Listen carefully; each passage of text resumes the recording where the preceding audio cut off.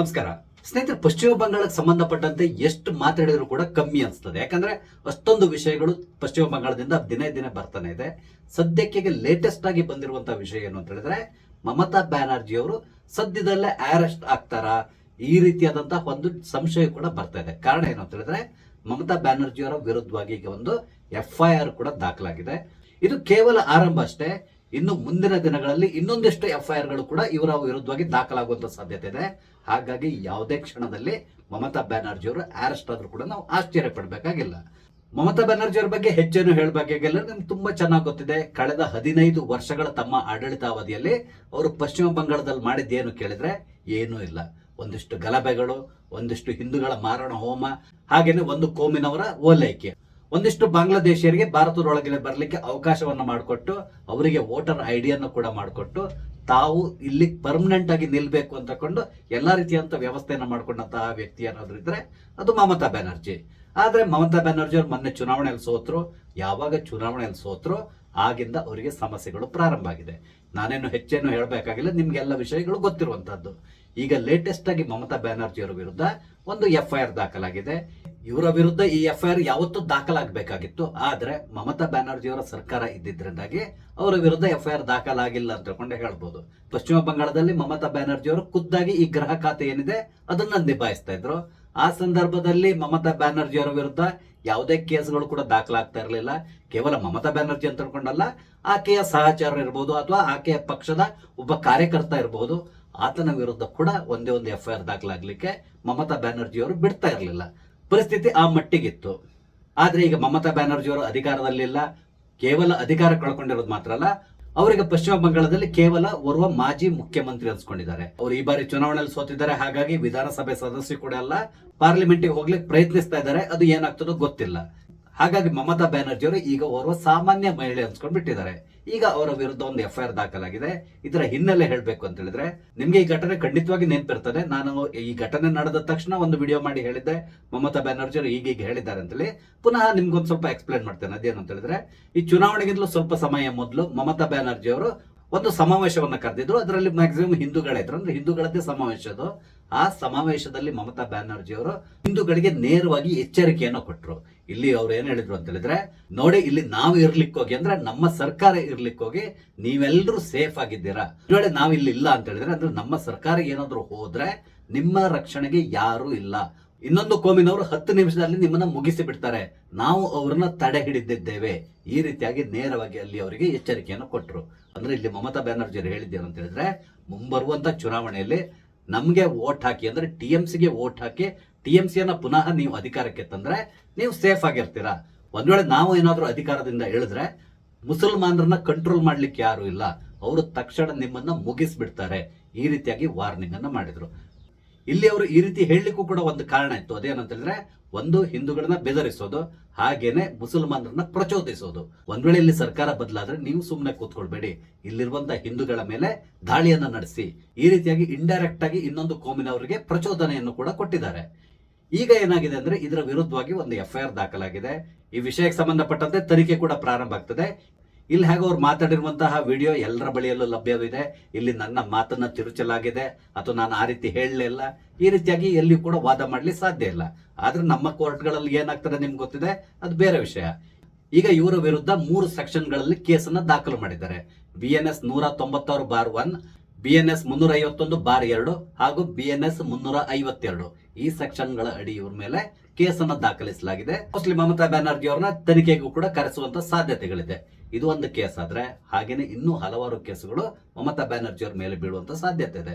ಈಗಾಗಲೇ ಹಲವಾರು ಸ್ಕ್ಯಾಮ್ಗಳಲ್ಲಿ ಇವರ ಹೆಸರು ಕೇಳಿ ಬರ್ತಾ ಇದೆ.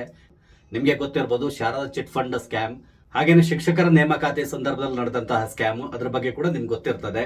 ಸಂದೇಶ್ ಕಾಲಿಯಲ್ಲಿ ನಡೆದಂತಹ ಸರಣಿ ಅತ್ಯಾಚಾರದ ಕೇಸ್ ಇರಬಹುದು, ನಿಮ್ಗೆ ಗೊತ್ತಿದೆ. ಅಲ್ಲಿ ಇವರ ಓರ್ವ ಸಹಚರ ಹಾಗೂ ಮಮತಾ ಬ್ಯಾನರ್ಜಿ ಅವರಿಗೆ ಅತ್ಯಂತ ಆತ್ಮೀಯ ಅನ್ಸ್ಕೊಂಡಂತಹ ಶಾಜನ್ ಶೇಖ್ ಮಾಡಿರುವಂತಹ ಕಾಮಕಾಂಡಗಳ ಬಗ್ಗೆ ಈಗಾಗಲೇ ಕಂಪ್ಲೇಂಟ್ ರಿಜಿಸ್ಟರ್ ಆಗಿದೆ. ಆತನನ್ನು ಕೂಡ ಅರೆಸ್ಟ್ ಮಾಡಿದ್ದಾರೆ. ಆ ಸಂದರ್ಭದಲ್ಲಿ ಶಾಜನ್ ಶೇಖ್ ಅನ್ನ ಉಳಿಸ್ಲಿಕ್ಕೆ ಮಮತಾ ಬ್ಯಾನರ್ಜಿ ಅವರು ಎಷ್ಟು ಪ್ರಯತ್ನ ಪಟ್ಟರು ಅನ್ನೋದು ಎಲ್ರಿಗೂ ಗೊತ್ತಿರುವಂತಹ ವಿಷಯ. ಇಲ್ಲಿ ಮಮತಾ ಬ್ಯಾನರ್ಜಿ ಅವರ ಮೇಲೆ ನೇರವಾದಂತಹ ಯಾವುದೇ ಕೇಸ್ ದಾಖಲಾಗದೇ ಇದ್ರು ಕೂಡ ಇವ್ರನ್ನೆಲ್ಲರನ್ನು ರಕ್ಷಿಸಿಕೊಂಡು ಬಂದಂತಹ ಖ್ಯಾತಿ ಮಮತಾ ಬ್ಯಾನರ್ಜಿ ಅವರು ಸೇರ್ತದೆ. ಹಾಗಾಗಿ ಇವರು ಕೂಡ ಅದರ ಒಂದು ಭಾಗ ಅನ್ಸ್ಕೊಳ್ತಾರೆ. ಹಾಗೇನೆ ಆರ್ಜಿಕರ್ ಮೆಡಿಕಲ್ ಕಾಲೇಜ್ ನಲ್ಲಿ ನಡೆದಂತಹ ಅತ್ಯಾಚಾರ, ಇದ್ರ ಬಗ್ಗೆ ಕೂಡ ನಿಮ್ಗೆ ತುಂಬಾ ಚೆನ್ನಾಗಿ ಗೊತ್ತಿದೆ. ಆ ಸಂದರ್ಭದಲ್ಲಿ ಮಮತಾ ಬ್ಯಾನರ್ಜಿ ಅವರು ಈ ಅತ್ಯಾಚಾರದಲ್ಲಿ ಭಾಗಿಯಾದಂತವ್ರನ್ನ ರಕ್ಷಿಸ್ಲಿಕ್ಕೆ ಎಷ್ಟು ಪ್ರಯತ್ನ ಪಟ್ಟರು ಅನ್ನೋದು ಗೊತ್ತಿದೆ. ಅಲ್ಲಿ ಸಾಕ್ಷ್ಯ ನಾಶಕ್ಕೆ ಪ್ರಯತ್ನ ಪಡಲಾಯ್ತು. ಹಾಗೇನೆ ಅಲ್ಲಿಯ ಪ್ರಿನ್ಸಿಪಲ್ ನ ಬೇರೆ ಕಡೆ ಸೇಫ್ ಆಗಿ ಟ್ರಾನ್ಸ್ಫರ್ಸ್ ಕೂಡ ಮಾಡಿಸ್ಬಿಟ್ರು. ಹಾಗೇನೆ ಪೊಲೀಸ್ ಇಲಾಖೆ ಕೂಡ ನಾಮಕಾವಸ್ಥೆಗೆ ಅಲ್ಲಿ ಎನ್ಕ್ವೈರಿಯನ್ನ ಪ್ರಾರಂಭ ಮಾಡ್ತು. ಕೊನೆಗೆ ಆ ಕೇಸನ್ನ ಸಿಬಿಐ ಕೊಡ್ಲಾಗಿದೆ. ಸಿಬಿಐ ಅವರು ಎನ್ಕ್ವೈರಿ ಮಾಡ್ತಾ ಇದ್ದಾರೆ. ಈ ಅತ್ಯಾಚಾರದ ಕೇಸ್ನಲ್ಲಿ 5-6 ಜನರು ಭಾಗವಹಿಸಿದ್ದಾರೆ ಅಂತೇಳಿ ಹೇಳ್ತಾರೆ. ಆದ್ರೆ ಅಲ್ಲಿ ಕೇಸ್ ದಾಖಲಾಗಿದ್ದು ಕೇವಲ ಒಬ್ಬ ವ್ಯಕ್ತಿಯ ವಿರುದ್ಧ. ಆ ಪ್ರಕರಣದಲ್ಲಿ ಭಾಗಿಯಾದವರು ಎಲ್ಲರೂ ಕೂಡ ಟಿಎಂಸಿಯ ಗೂಂಡಾಗಳೇ ಆಗಿದ್ರು. ಅವ್ರನ್ನ ರಕ್ಷಿಸುವಂತ ಕಾರ್ಯ ಮಮತಾ ಬ್ಯಾನರ್ಜಿ ಅವರ ಕಡೆಯಿಂದ ನಡೆಯಿತು. ಈಗ ಆ ಸಂತ್ರಸ್ತೆಯ ತಾಯಿ MLA ಆಗಿರೋದ್ರಿಂದ ಮುಂದಿನ ದಿನಗಳಲ್ಲಿ ಮಮತಾ ಬ್ಯಾನರ್ಜಿ ಅವರಿಗೆ ಖಂಡಿತವಾಗಿ ಸಂಕಷ್ಟದ ದಿನಗಳು ಬರ್ತದೆ ಅಂತಕೊಂಡು ಹೇಳ್ತಾ ಇದ್ದಾರೆ. ಅದಾದ್ಮೇಲೆ 2021ರಲ್ಲಿ ಚುನಾವಣೆ ನಡೆದು ರಿಸಲ್ಟ್ ಬಂದ ಮೇಲೆ ನಡೆದಂತಹ ಗಲಭೆಗಳಿಗೆ ಸಂಬಂಧಪಟ್ಟಂತೆ ಈಗ ಪುನಃ ತನಿಖೆಗಳು ಪ್ರಾರಂಭ ಆಗಿದೆ. ನಿಮ್ಗೆ ಗೊತ್ತಿದೆ ಆ ಸಂದರ್ಭದಲ್ಲಿ ಎಷ್ಟು ಜನ ಪ್ರಾಣವನ್ನ ಕಳ್ಕೊಂಡ್ರು ಅಂತೇಳಿ. ಆ ಸಂದರ್ಭದಲ್ಲಿ ಪೊಲೀಸ್ ನಿಷ್ಕ್ರಿಯತೆಗೆ ಸಂಬಂಧಪಟ್ಟಂತೆ ಮಮತಾ ಬ್ಯಾನರ್ಜಿ ಅವರ ಮೇಲೆ ಕೇಸ್ ದಾಖಲಾಗುವಂತ ಸಾಧ್ಯತೆಗಳು ಕೂಡ ಇದೆ. ಹಾಗೆಯೇ ಇವ್ರ ಮೇಲೆ ಇರುವಂತಹ ಇನ್ನೊಂದು ಮೇಜರ್ ಪ್ರಕರಣ ಏನು ಅಂತ ಹೇಳಿದ್ರೆ, ಐಪ್ಯಾಕ್ ಸಂಸ್ಥೆಯ ಮೇಲೆ ಇಡಿ ಅವರು ರೈಡ್ ಮಾಡಿದ ಸಂದರ್ಭದಲ್ಲಿ ಮಮತಾ ಬ್ಯಾನರ್ಜಿ ಅವರು ಆ ಆಫೀಸಿಗೆ ದೌಡಾಯಿಸಿದ್ರು. ನೀವು ನೋಡಿರ್ತೀರ ಟಿವಿಗಳಲ್ಲಿ. ಅಲ್ಲಿ ಹೋಗಿ ಈ ಅಧಿಕಾರಿಗಳ ಕೈಯಿಂದ ಫೈಲ್ಗಳನ್ನ ಕಿತ್ಕೊಂಡು ಬಂದಿದ್ರು. ಕೇವಲ ಫೈಲ್ ಅಥವಾ ಮೊಬೈಲ್ ನ ಕಿತ್ಕೊಂಡು ಸುಮ್ಮನೆ ಮನೆಗೆ ಹೋಗಿದ್ದಿದ್ರು ಬೇರೆ ತರ ಆಗ್ತಾ ಇತ್ತು. ಅದಕ್ಕೆ ಬದಲಾಗಿ ಮಮತಾ ಬ್ಯಾನರ್ಜಿ ಅವರು ನಾನೇನೋ ಬಹುದೊಡ್ಡದಾದಂತಹ ಸಾಧನೆಯನ್ನ ಮಾಡಿದ್ದೇನೆ ಅಂತೇಳಿ ತೋರಿಸ್ಕೊಳ್ಳಿಕ್ಕಾಗಿ ಪತ್ರಕರ್ತರ ಎದುರುಗಡೆ ನಿಂತ್ಕೊಂಡು, ಹೌದು ನಾನು ಇಲ್ಲಿ ಹೋಗಿದ್ದೇನೆ ನೋಡಿ, ಈ ಎಲ್ಲ ಫೈಲ್ಗಳನ್ನ ಕಿತ್ಕೊಂಡು ಬಂದಿದ್ದೇನೆ, ಇದೆಲ್ಲೋದು ನಮ್ಮ ಪಕ್ಷಕ್ಕೆ ಸಂಬಂಧಪಟ್ಟಂತ ಫೈಲ್ಗಳು. ಬಿಜೆಪಿಯವರು ಇಡಿಯನ್ನು ಉಪಯೋಗಿಸ್ಕೊಳ್ತಾ ಇದ್ದಾರೆ. ಆ ಮುಖಾಂತರ ನಮ್ಮ ಪಕ್ಷದ ಕೆಲವೊಂದು ಸೀಕ್ರೆಟ್ ಗಳನ್ನ ಅವರು ತಿಳ್ಕೊಳ್ಳಿ ಪ್ರಯತ್ನಿಸ್ತಾ ಇದ್ದಾರೆ. ನಾವು ಯಾವ್ಯಾವ ಕ್ಷೇತ್ರಗಳಲ್ಲಿ ಯಾರನ್ನ ಅಭ್ಯರ್ಥಿಗಳನ್ನಾಗಿ ಮಾಡ್ತಾ ಇದ್ದೇವೆ ಅಂತ ತಿಳ್ಕೊಳ್ಳಿಕ್ಕೆ ಇವರು ಪ್ರಯತ್ನಿಸ್ತಾ ಇದ್ದಾರೆ. ಅದಕ್ಕಾಗಿ ನಮ್ಮ ಚುನಾವಣೆಯ ತಂತ್ರಗಾರಿಕೆಯನ್ನು ಮಾಡ್ತಾ ಇರುವಂತಹ ಐಪ್ಯಾಕ್ ಸಂಸ್ಥೆಯ ಮೇಲೆ ರೈಡ್ ಅನ್ನ ಮಾಡಿಸಿದ್ದಾರೆ ಅಂತೇಳಿ ಹೇಳಿ ಭಾಷಣವನ್ನೇ ಮಾಡಿಬಿಟ್ರು ಪತ್ರಕರ್ತರ ಎದುರುಗಡೆ. ಈಗ ಅದು ಕೂಡ ಇವರಿಗೆ ಉರುಳಾಗುವಂತ ಸಾಧ್ಯತೆ ಇದೆ. ನಿಮ್ಗೆ ಗೊತ್ತಿದೆ ಸುಪ್ರೀಂ ಕೋರ್ಟ್ ನಲ್ಲಿ ಇವರು ಯಾವ ರೀತಿ ಉಗಿಸ್ಕೊಂಡ್ರು ಅಂತ ಈ ಕೇಸಿಗೆ ಸಂಬಂಧಪಟ್ಟಂತೆ. ಹೀಗೆ ಹಲವಾರು ಪ್ರಕರಣಗಳು ಇವ್ರ ಮೇಲೆ ದಾಖಲಾಗ್ತಾ ಇದೆ. ಹಾಗೇನೆ ಮುರ್ಷಿದಾಬಾದ್ ನಲ್ಲಿ ನಡೆದಂತಹ ಗಲಭೆ ಬಗ್ಗೆ ಕೂಡ ನಿಮ್ಗೆ ಗೊತ್ತಿರಬಹುದು. ವಕ್ಫ್ ಅಮೆಂಡ್ಮೆಂಟ್ ಆಕ್ಟ್ ಈ ಬಿಲ್ಗೆ ಸಂಬಂಧಪಟ್ಟಂತೆ ಮಮತಾ ಬ್ಯಾನರ್ಜಿ ಅವರು ಒಂದು ಭಾಷಣದಲ್ಲಿ ಮಾತನ್ನ ಹೇಳಿದ್ರು. ಒಂದ್ ವೇಳೆ ಪಾರ್ಲಿಮೆಂಟ್ ನಲ್ಲಿ ಈ ಬಿಲ್ ಏನಾದ್ರೂ ಪಾಸ್ ಆದ್ರೆ ನೀವು ಅದನ್ನ ಪ್ರತಿಭಟಿಸಬೇಕು ಅಂತ ಹೇಳ್ಕೊಂಡು ಮುಸ್ಲಿಮರಿಗೆ ಅವರು ಕರೆಯನ್ನು ಕೊಟ್ಟಿದ್ರು. ಇದರಿಂದಾಗಿ ಮುರ್ಷಿದಾಬಾದ್ ನಲ್ಲಿ ಗಲಭೆಗಳು ಪ್ರಾರಂಭ ಆಯಿತು. ಆ ಗಲಭೆಯಲ್ಲಿ ಹಿಂದೂಗಳ ಮೇಲೆ ದಾಳಿ ನಡೀತು.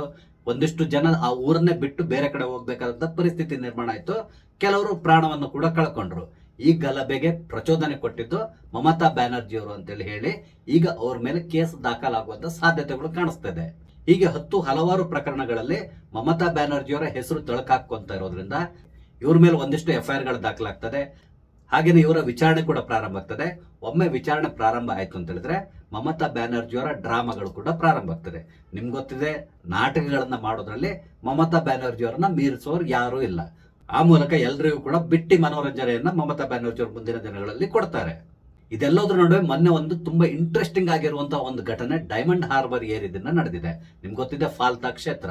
ನಿಮ್ಗೆ ಫಾಲ್ತಾ ಕ್ಷೇತ್ರದಲ್ಲಿ ನಡೆದಂತ ಎಲ್ಲಾ ಘಟನೆಗಳು ಗೊತ್ತಿರ್ತದೆ. ಅಲ್ಲಿ TMC ಇಂದ ಜಹಾಂಗೀರ್ ಖಾನ್ ಸ್ಪರ್ಧೆ ಮಾಡಿದ್ದ. ಆತ ಅಭಿಷೇಕ್ ಬ್ಯಾನರ್ಜಿಯ ಬಲಗೈ ಬಂಟ ಅನ್ಸ್ಕೊಂಡಿದ್ದ. ಹಾಗೇನೆ ಆ ಕ್ಷೇತ್ರವನ್ನ ಸಂಪೂರ್ಣವಾಗಿ ತನ್ನ ಹಿಡಿತದಲ್ಲಿ ಇಟ್ಕೊಂಡಿದ್ದ. ಈ ಬಾರಿ ಪ್ರಥಮ ಬಾರಿಗೆ ಆತನಿಗೆ ಚುನಾವಣೆಗೆ ಟಿಕೆಟ್ ಕೊಡಲಾಗಿತ್ತು. ಈತ ಮೂಲತಃ ಒಬ್ಬ ಗೂಂಡ. ಹಾಗಾಗಿ ಆ ಕ್ಷೇತ್ರವನ್ನು ಗೆಲ್ಬೇಕು ಅಂತ ಹೇಳ್ಕೊಂಡು ಆತ ಅಲ್ಲಿರುವಂತಹ ಮತದಾರನ ಬೆದರಿಸಿದ. ಅದರಲ್ಲೂ ಪ್ರಮುಖವಾಗಿ ಹಿಂದೂಗಳನ್ನ ಟಾರ್ಗೆಟ್ ಮಾಡ್ಕೊಂಡು ಆತ ಬೆದರಿಸಿದ. ಎಲ್ಲಿವರೆಗೆ ಅಂತ ಹೇಳಿದ್ರೆ ಆತ ಮಹಿಳೆಯರಿಗೆ ನೇರವಾಗಿ ಎಚ್ಚರಿಕೆಯನ್ನು ಕೊಟ್ಟಿದ್ದ. ಒಂದ್ ವೇಳೆ ನೀವೇನಾದ್ರೂ ವೋಟ್ ಹಾಕ್ಲಿಕ್ಕೆ ಬಂದ್ರೆ ಚುನಾವಣೆ ಮುಗಿದು ರಿಸಲ್ಟ್ ಬಂದ ಮೇಲೆ ಹೇಗೂ ನಾನು ಗೆಲ್ತೇನೆ, ಆಗ ನಿಮ್ಮನ್ನ ಸಾಮೂಹಿಕವಾಗಿ ರಸ್ತೆಯಲ್ಲಿ ಅತ್ಯಾಚಾರ ಮಾಡಿಸ್ತೇನೆ, ಈ ರೀತಿಯಾಗಿ ನೇರವಾಗಿ ಎಚ್ಚರಿಕೆಯನ್ನು ಕೊಟ್ಟಂತ ವ್ಯಕ್ತಿ ಈ ಜಹಾಂಗೀರ್ ಖಾನ್. ಹಾಗೇನೆ ಪೊಲೀಸ್ ಅಧಿಕಾರಿ ಅಜಯ್ ಪಾಲ್ ಶರ್ಮಾ ಅವರಿಗೆ ಈತ ಹೇಳಿರುವಂತಹ ಮಾತು, ಆತ ಸಿಂಗ ಮಾತ್ರ ನಾನು ಪುಷ್ಪ ಅಂತ ಹೇಳ್ಕೊಂಡು ಹೇಳಿರುವಂತಹದ್ದು, ಇದೆಲ್ಲದು ನಿಮ್ಗೆ ಗೊತ್ತಿದೆ. ಆದ್ರೆ ಚುನಾವಣಾ ಆಯೋಗ ಅಲ್ಲಿ ಮರು ಚುನಾವಣೆಯನ್ನು ನಡೆಸ್ತು. ಆ ಸಂದರ್ಭದಲ್ಲಿ ಈತ ಚುನಾವಣಾ ಕಣದಿಂದನೇ ಓಡಿ ಹೋದಂತಹ ವ್ಯಕ್ತಿ. ಆತನ ಮೇಲೆ ಹಲವಾರು ಪ್ರಕರಣಗಳು ದಾಖಲಾಗಿತ್ತು. ಆತನನ್ನ ಪೊಲೀಸರು ಹುಡುಕ್ತಾ ಇದ್ರು. ಆದ್ರೆ ಆತ ತಪ್ಪಿಸ್ಕೊಂಡಿದ್ದ. ಆತನ ಹುಡುಕಾಟ ನಡೀತಾ ಇತ್ತು. ಕೊನೆಗೂ ಈತನನ್ನ ನೇಪಾಳ ಗಡಿಯಲ್ಲಿ ಅರೆಸ್ಟ್ ಮಾಡಿ ಪೊಲೀಸರು ಕರ್ಕೊಂಡು ಬಂದ್ರು. ಕೇವಲ ಕರ್ಕೊಂಡು ಬಂದಿದ್ರು ಅದು ಬೇರೆ ತರ ಆಗ್ತಾ ಇತ್ತು. ಈತ ಫಾಲ್ತಾದಲ್ಲಿ ಬಹಳಷ್ಟು ಮೆರಿತಾ ಇದ್ದಂತ ವ್ಯಕ್ತಿ. ಹಾಗಾಗಿ ಈತನನ್ನಲ್ಲಿ ಚಡ್ಡಿ ಬನಿಯನ್ನಲ್ಲಿ ಮೆರವಣಿಗೆಯನ್ನ ಮಾಡಿಸಿದ್ರು. ಅಂದ್ರೆ ರಸ್ತೆಯಲ್ಲಿ ಈತನನ್ನ ಚಡ್ಡಿ ಬನಿಯನ್ನ ಹಾಕಿಸಿ ಸೊಂಟಕ್ಕೊಂದು ಹಗ್ಗವನ್ನ ಹಾಕೊಂಡು ಪೊಲೀಸರು ರಸ್ತೆಯಲ್ಲಿ ನಡೆಸ್ಕೊಂಡು ಈತನನ್ನ ಕರ್ಕೊಂಡು ಹೋದ್ರು.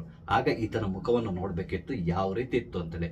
ಮೊದಲಲ್ಲಿ ತಾನೇ ರಾಜ ಅಂತ ಹೇಳ್ಕೊಂಡು ಮೆರಿತಾ ಇದ್ದಂತ ವ್ಯಕ್ತಿ ಕೇವಲ ಚಡ್ಡಿ ಮತ್ತು ಬನಿಯನ್ ಹಾಕೊಂಡು ರಸ್ತೆಗಳಲ್ಲಿ ಹೋಗ್ತಾ ಇರೋ ಸಂದರ್ಭದಲ್ಲಿ ಅಲ್ಲಿಯ ಜನರು ಈತನನ್ನು ನೋಡಿ ನಗಾಡ್ತಾ ಇದ್ರು. ಇದನ್ನ ನೋಡಿದಾಗ ಆತನ ಒಡೆಯನಾದಂತಹ ಅಭಿಷೇಕ್ ಬ್ಯಾನರ್ಜಿಗೆ ಯಾವ ರೀತಿ ಆಗಿರ್ಬೋದು.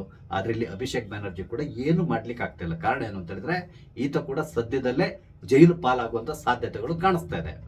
ಅದೇನೇ ಇರಲಿ, ಮಾಡಿದ್ದುಣ್ಣೋ ಮಹಾರಾಯ ಅಂತಾರಲ್ಲ, ಆ ರೀತಿಯಾಗಿ ಸದ್ಯಕ್ಕೆ ಈಗ ಮಮತಾ ಬ್ಯಾನರ್ಜಿಯವರ ಮೇಲೆ ಕೇಸ್ಗಳು ಬೀಳ್ತಾ ಇದೆ. ಸದ್ಯದಲ್ಲೇ ಈಕೆ ಜೈಲು ಪಾಲಾಗುವಂತ ಸಾಧ್ಯತೆಗಳು ಕಾಣಿಸ್ತಾ ಇದೆ. ಮಮತಾ ಬ್ಯಾನರ್ಜಿ ಅವರು ಒಂದ್ ವೇಳೆ ಅಧಿಕಾರದಲ್ಲಿದ್ದಾಗ ಆತರ ಏನಾದ್ರು ಆಗಿದೆ ಅಂದ್ರೆ ಆಕೆಯನ್ನ ಬಂಧಿಸಿದ್ರೆ ಆಗ ಪರಿಸ್ಥಿತಿ ಬೇರೆ ತರ ಇರ್ತಿತ್ತು.